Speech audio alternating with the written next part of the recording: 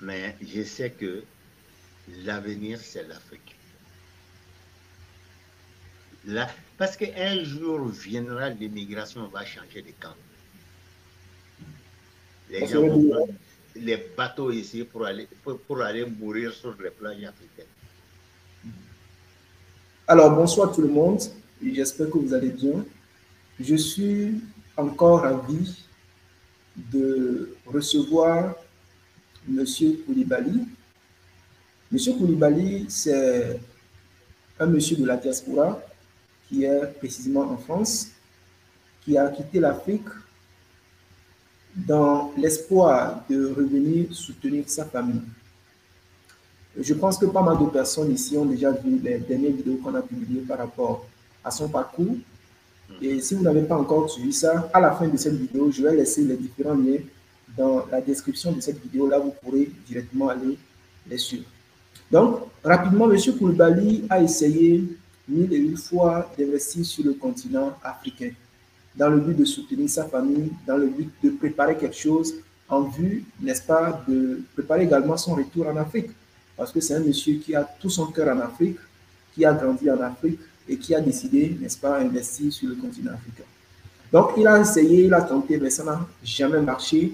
Il a été escroqué, il a été arnaqué par sa famille et également par ses amis. Il y a également ces histoires de sorcellerie. Bon, voilà. Donc, dans cette vidéo, nous allons aborder une thématique assez particulière. Les gens, en ayant entendu tout cela, peuvent se dire que voilà, je ne vais pas revenir en Afrique.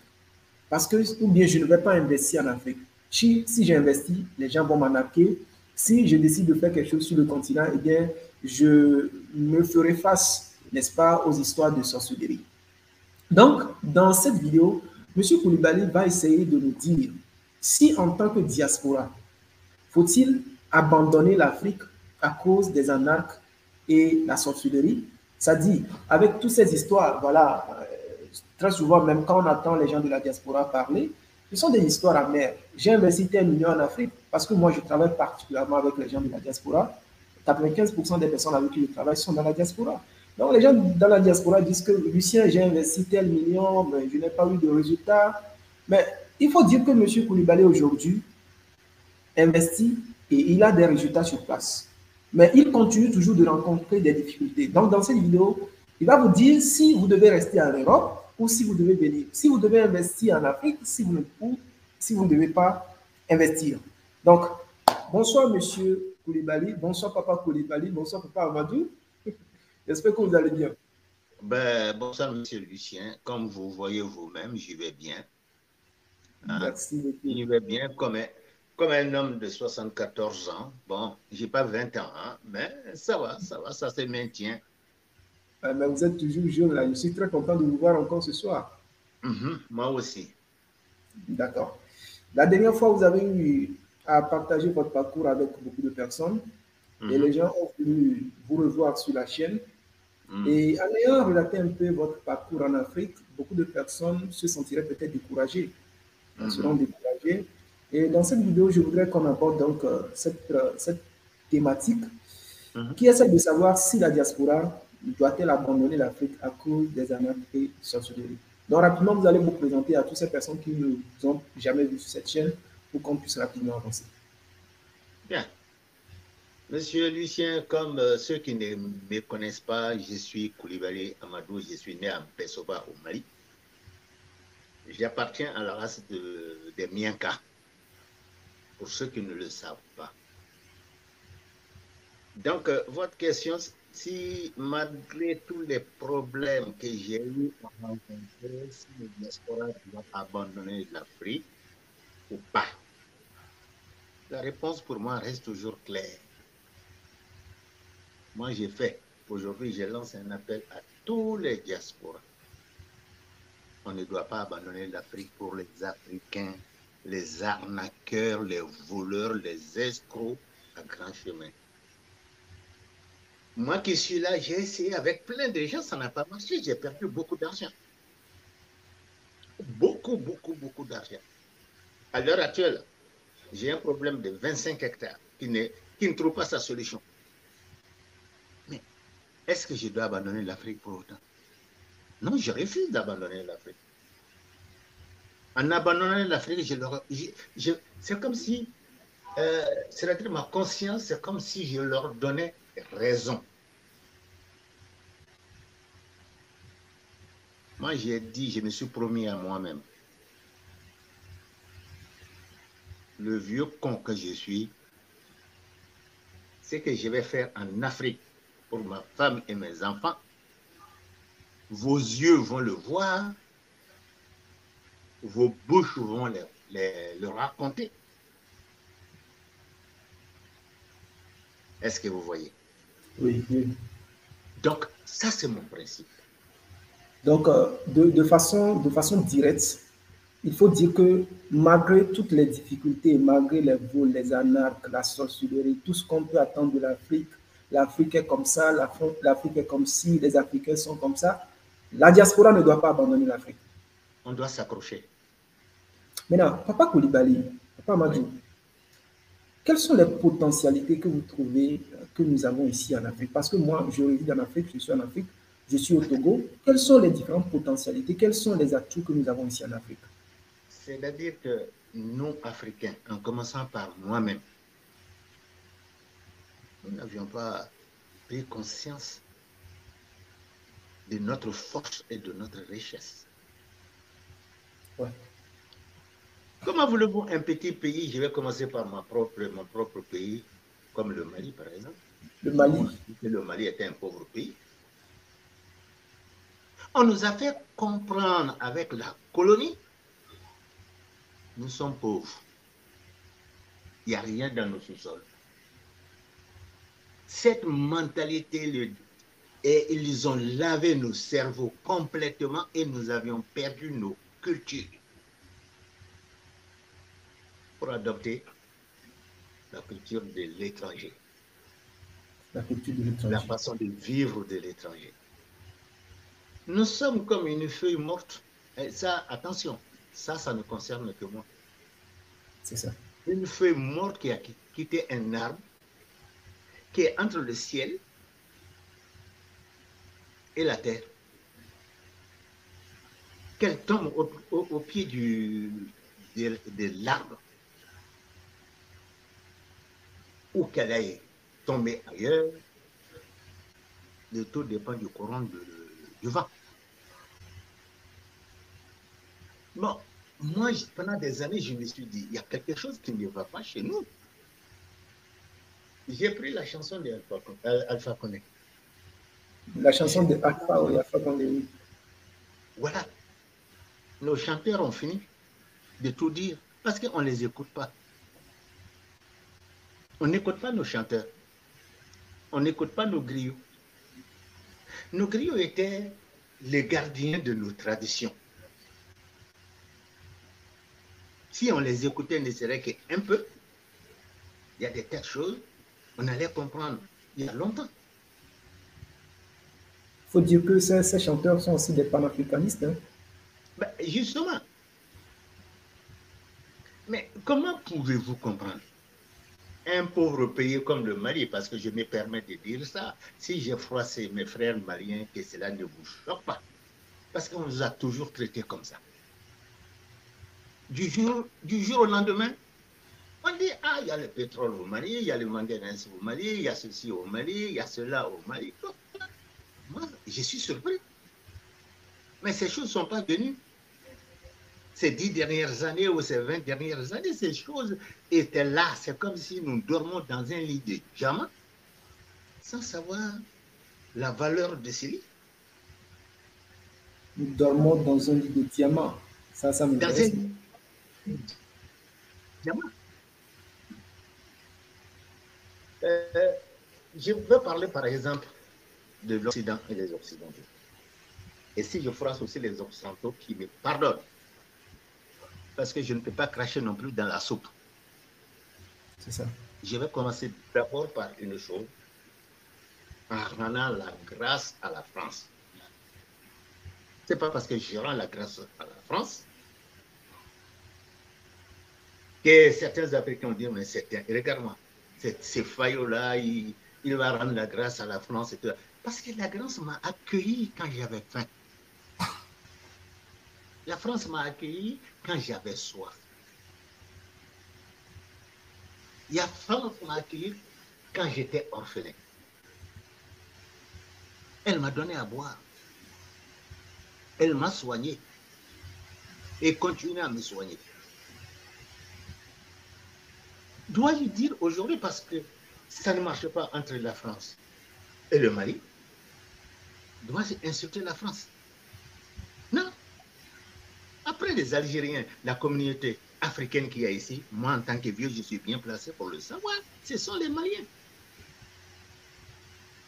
Et vous regarderez tous nos chefs de gouvernement, que ce soit Choguel, Nestor, tout le monde est d'accord avec ça. C'est vrai, les gouvernements des deux pays ont un problème. Mais ça ne concerne pas nous, les petits Mamadou. Ils doivent régler ces problèmes entre eux. Vous savez, vous allez arrêter un Français aujourd'hui dans la rue et vous allez lui parler le problème du Mali ou de l'Afrique. Mais le mec ne connaît rien. Il ne peut pas vous répondre. Parce que l'information qui est donnée en Afrique et l'information qui est donnée ici, ce n'est pas la même chose. Parce qu'on ne veut pas que les gens soient au courant. Moi qui suis en train de vous parler, je dis, ceux qui ne sont pas contents, ils n'ont qu'à m'insulter comme ils veulent. Parce que je m'en fous et je m'en fous d'eux. Moi, j'ai 2 Françaises dans ma maison. Mais tu leur poseras le problème de l'Afrique aujourd'hui, elles ne sauront pas te répondre. Parce que le Français lambda, il est comme l'Africain lambda. Il est aussi de chercher son quotidien, comment je vais payer mes dettes, comment mes enfants vont faire des études. Mais quand il va faire 3 heures pour se rendre au boulot, 3 heures de retour, plus sa journée harassante, mais je t'assure que vous croyez que ce Français va rentrer chez lui, qui va se mettre devant la télé en train de regarder des informations. Non, il ne le fera pas. Il est trop fatigué. Et rien ne passe. Le mental est saturé. Et je reviens toujours en rebondissant sur notre question. Ça sera une grosse erreur pour les diasporas de dire qu'aujourd'hui, parce que j'ai eu ça, je vais abandonner l'Afrique. Moi, je ne le ferai pas en toi. Même à 74 ans, M. Lucien, je continue à investir. À investir au Mali? Non, investir en Guinée. En Guinée, voilà.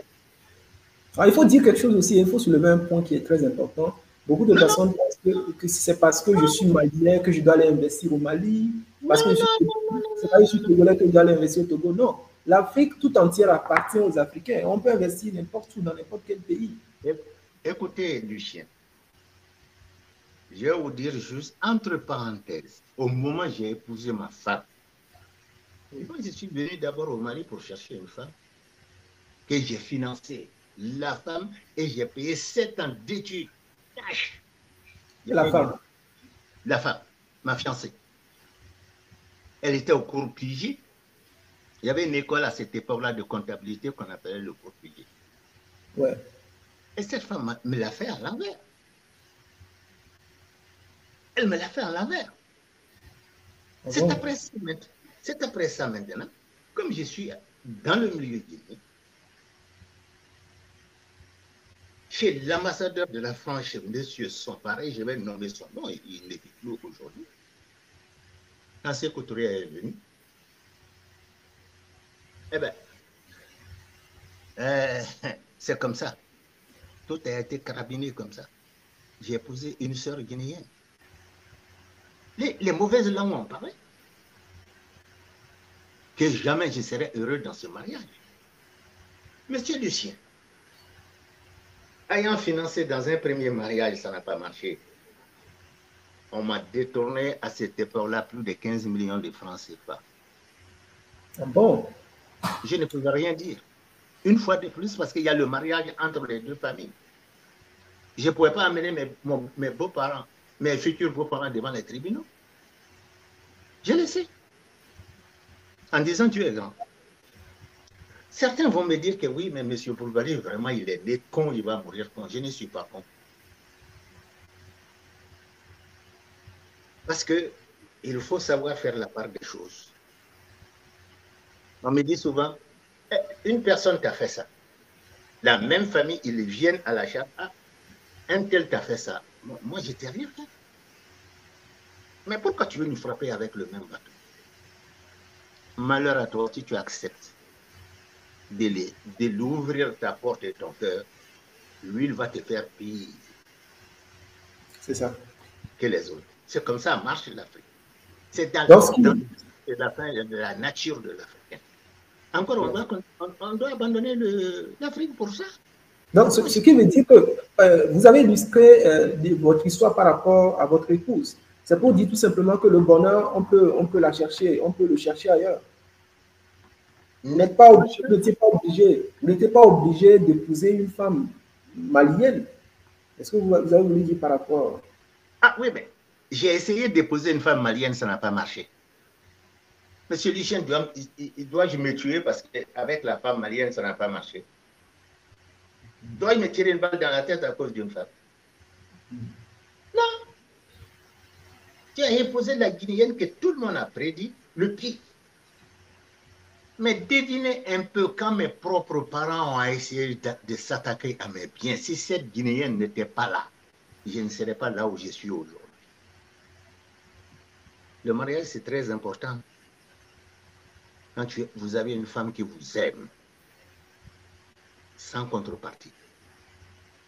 Quand vous avez une femme qui vous aime sans intérêt.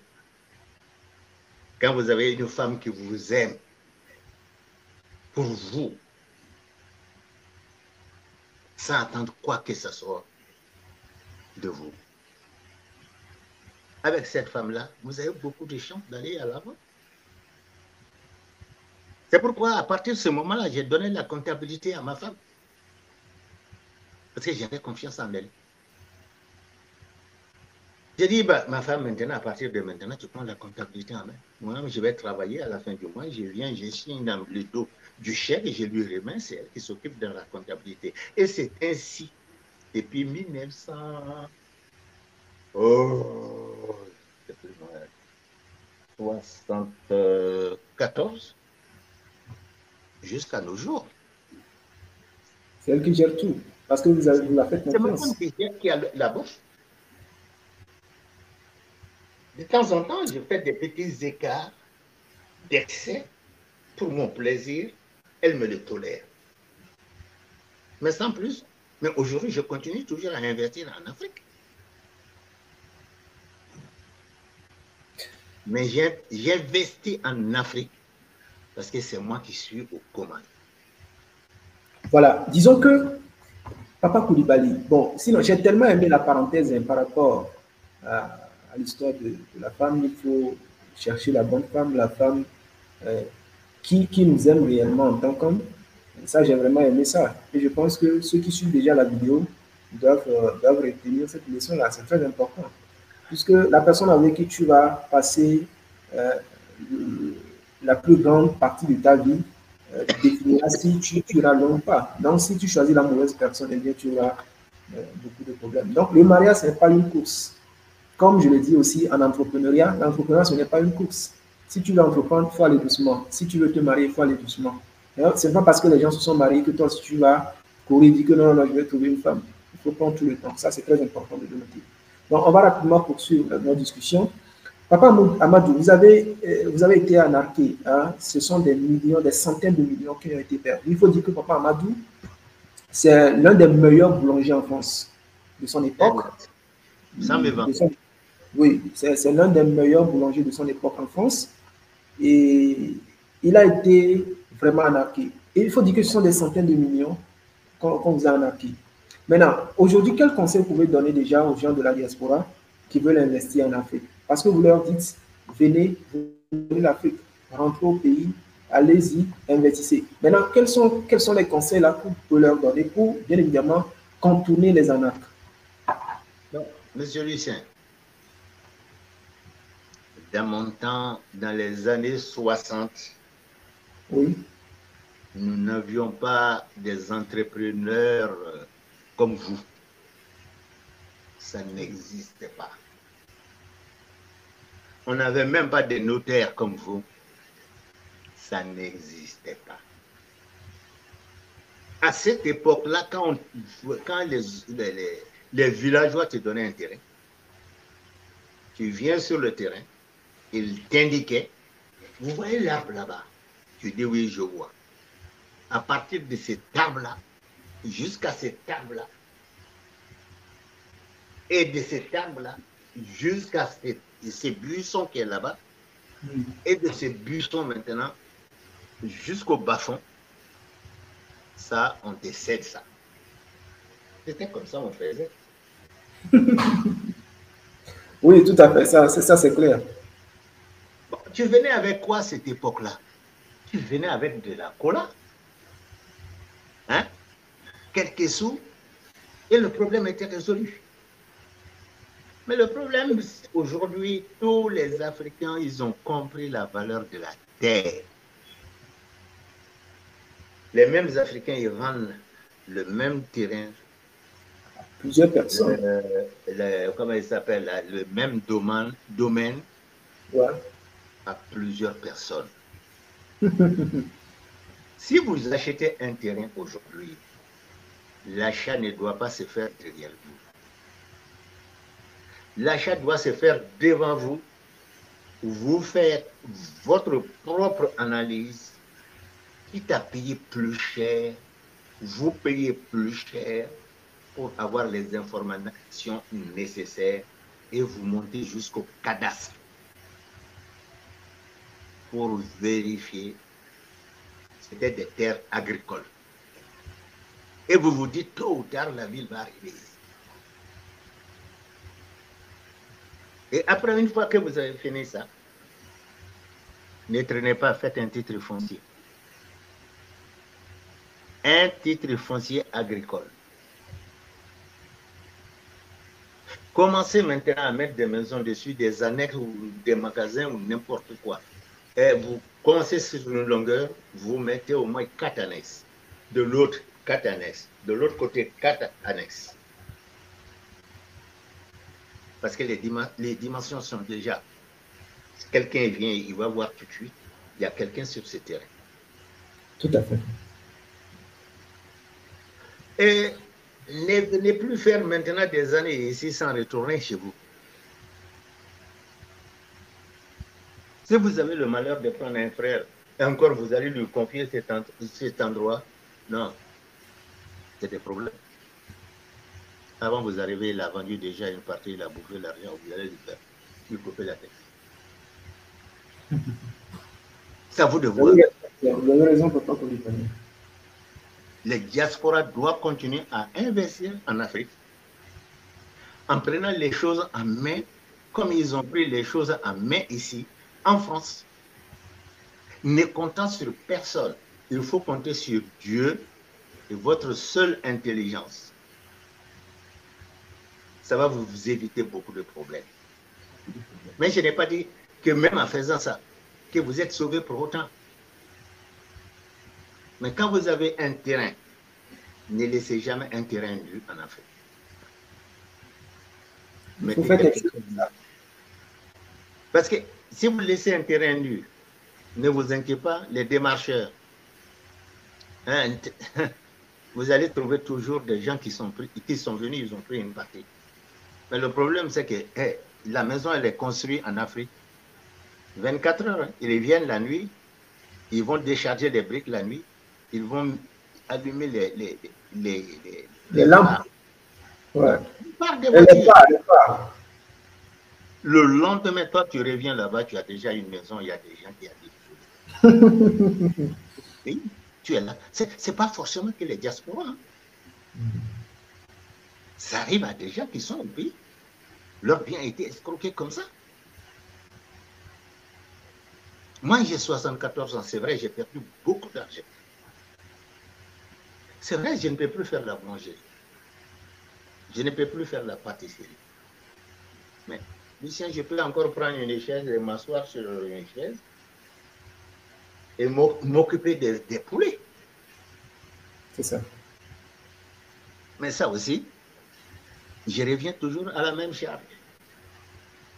La formation.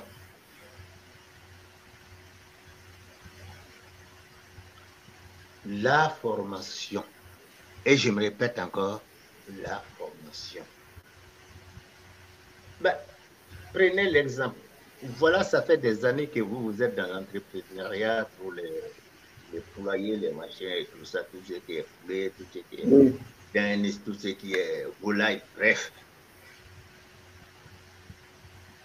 Ça fait combien d'années vous faites ça? Est-ce que vous croyez que quelqu'un qui a fait une formation, qui lui va réussir à faire ce que vous avez mis en pratique pendant des années?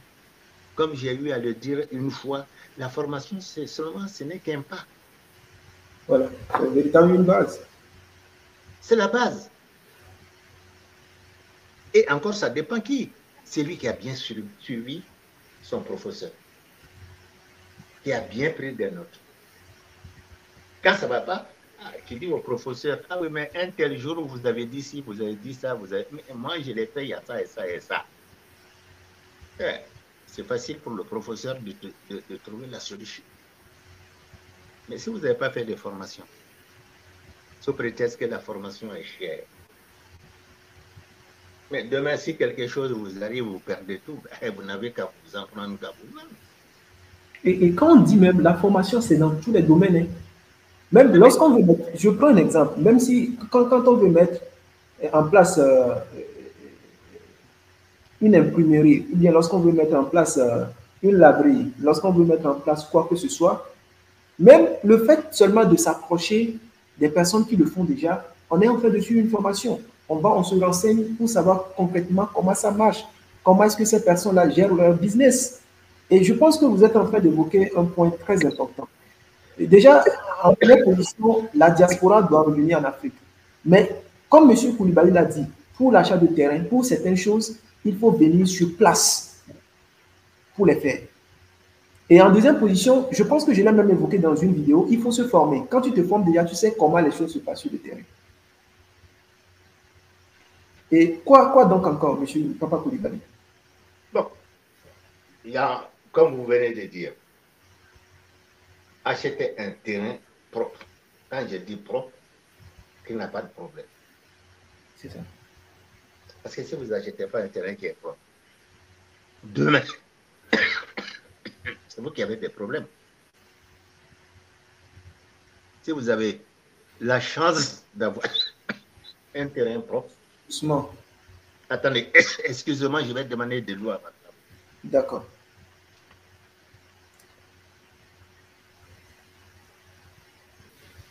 Maintenant, je suis à vous. Voilà. Alors, nous allons toujours percer avec la diaspora. Et la diaspora doit-elle toujours revenir en Afrique? Elle doit abandonner l'Afrique? Alors, quelles sont les astuces pour éviter, pour contourner les échecs? Bon. Les échecs, Monsieur Lucien, l'homme qui a peur d'échouer ne réussira jamais. L'homme qui a peur parce que je suis monté un cheval, mon cheval m'a terrassé, je ne vais plus jamais monter un cheval, mais tu ne seras jamais un bon cavalier.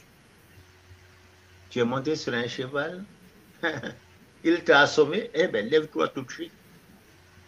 N'attends pas, remonte dessus. Il ne faut pas attendre.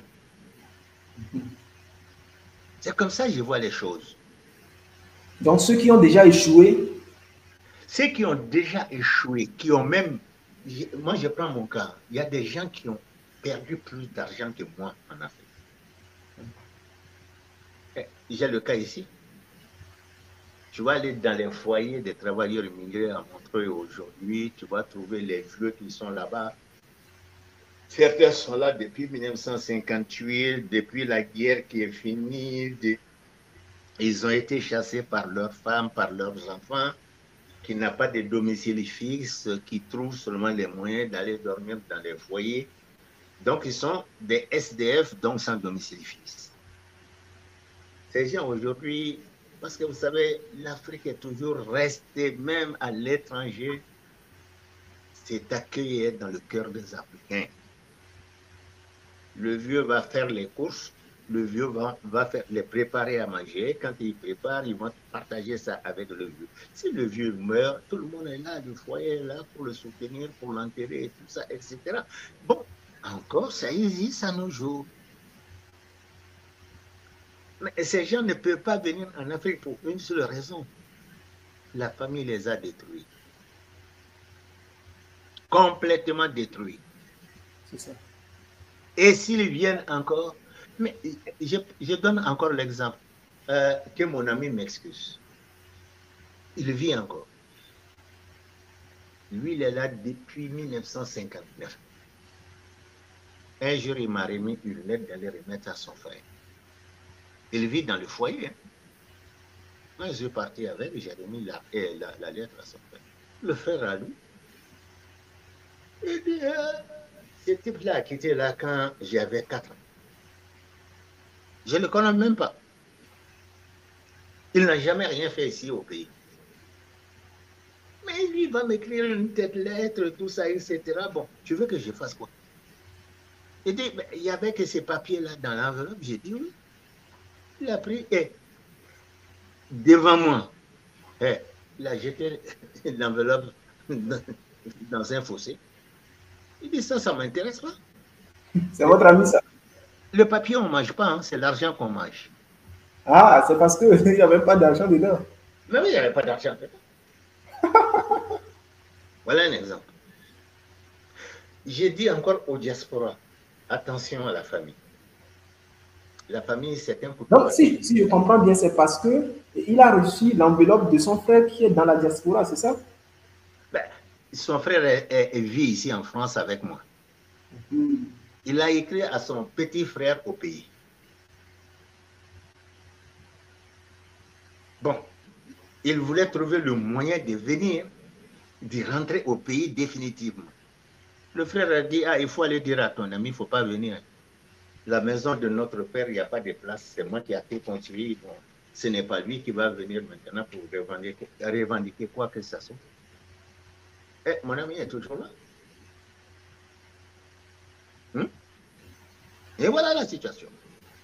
Ce que je vais dire seulement aux diaspora. La famille, moi, je ne demande à aucun diaspora d'abandonner sa famille. Parce que la clé d'un homme, c'est la famille. Je ne demanderai jamais à un diaspora divorce avec ta famille, comme je ne demanderai jamais à un diaspora divorce avec ta femme. Sa femme. Mais c'est mauvaise. C'est la même chose avec la famille.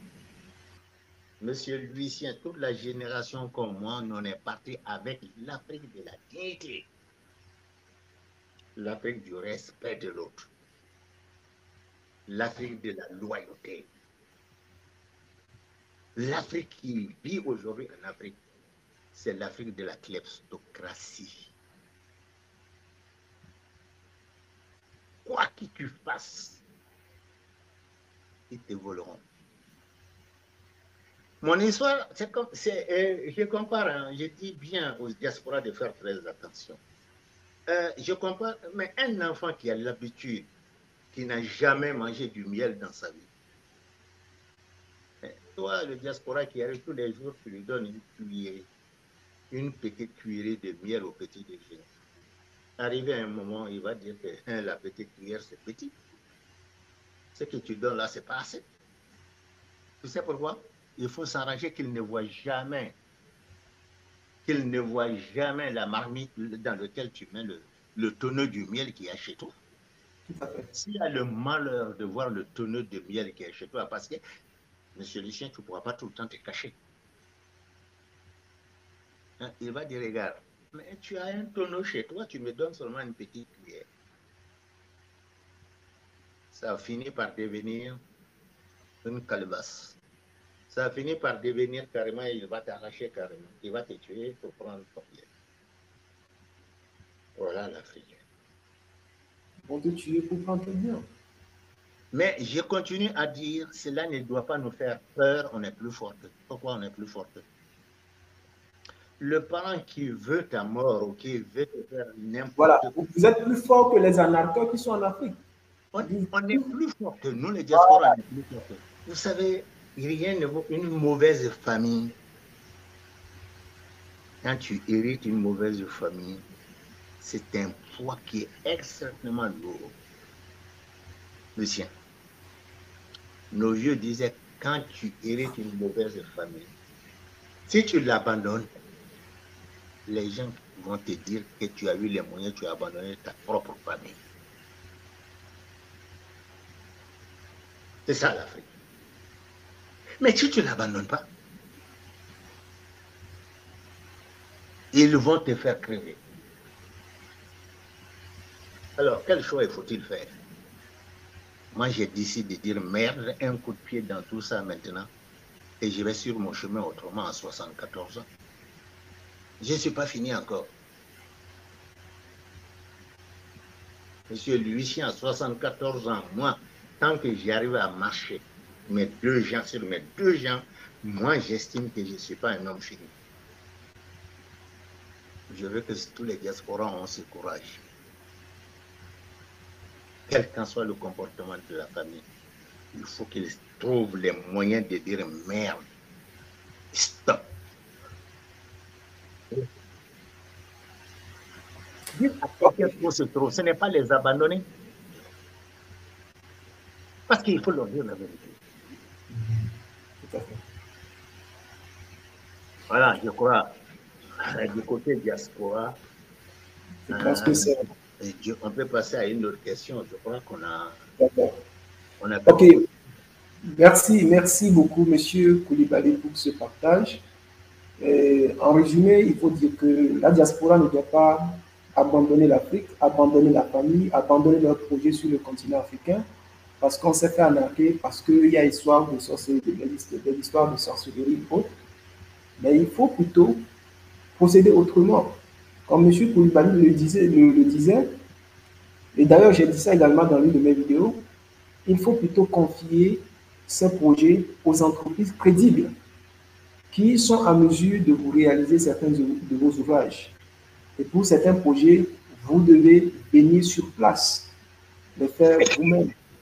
Pour l'achat de terrain et autres, vous devez venir sur place, les faire vous-même. N'abandonnez pas la famille, parce que la famille vous a escroqué, mais procédez autrement. Je pense que M. Koulibaly a donné beaucoup de conseils. Vous allez dans ces conseils-là trouver ce qui vous semble utile. Alors, nous allons aborder une autre thématique que nous allons publier dans une prochaine vidéo. Alors, nous allons en faire une vidéo et publier. Donc, si vous suivez celle-ci, après tout, suivez la deuxième partie de ce direct. Et là, justement, nous allons parler de l'éducation des enfants. Vous savez, l'éducation des enfants est très importante. Et M. Koulibaly va essayer tout simplement de partager son parcours, comment il a éduqué ses enfants et autres. Donc là, merci d'avoir suivi cette vidéo. Si vous me découvrez pour la première fois ici, sur Agile Entrepreneuriat, nous agissons, nous faisons réellement du concret, nous sommes dans le concret. Et l'objectif ici, c'est de faire parler l'Afrique. Et quand on parle du développement de l'Afrique, il faut dire que la diaspora a le pouvoir économique pour investir massivement sur le continent africain. Donc, le développement de l'Afrique est voué à l'échec si la diaspora africaine est absente. Il faut dire que l'Afrique, c'est l'Eldorado du demain. Donc, la diaspora doit revenir investir sur le continent. Si vous n'êtes pas encore abonné à cette chaîne-là, vous vous abonnez, vous activez les notifications. Là, à chaque fois, vous recevrez des vidéos que nous allons tout simplement publier sur cette chaîne. Alors, merci et on se dit à très bientôt. Laissez vos commentaires, vos avis dans les commentaires. À très bientôt. Ciao. Merci à tous. Mais si j'ai froissé quelqu'un, que tout le monde me pardonne. Mais ce n'est que la parole d'un vieillard. Hein. Il faut toujours pardonner les vieux. Il faut toujours pardonner les vieux, parce que les vieux, quand ils arrivent à un certain âge, on est vieux. Hein. Voilà. Mais je sais que l'avenir, c'est l'Afrique. Là, parce qu'un jour viendra, l'immigration va changer de camp. Les gens vont prendre les bateaux ici pour aller mourir sur les plages africaines. Mais ces jours-là, moi, je ne le verrai pas. Ces jours-là, moi, je ne le verrai pas. Voilà. Bien des choses à tous et toutes. Et je vous dis bonne soirée. Alors, laissez beaucoup de likes à Monsieur Amadou qui a pris le temps de nous partager ses précieux conseils. Au revoir. Ciao. Merci. Allez, au revoir. Ciao.